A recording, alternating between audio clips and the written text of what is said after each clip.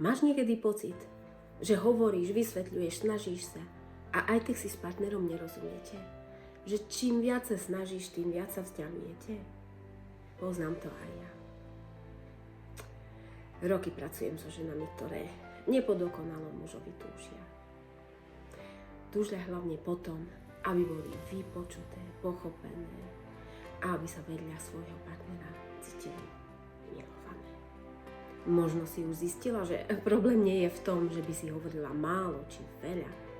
Často je problém v tom, že muž a žena komunikujú úplne iným spôsobom. Preto som vytvorila program pre teba s názvom Kiež by mi rozumel, kde nie je reč o manipulácii, ani o tom, ako muža prerobiť.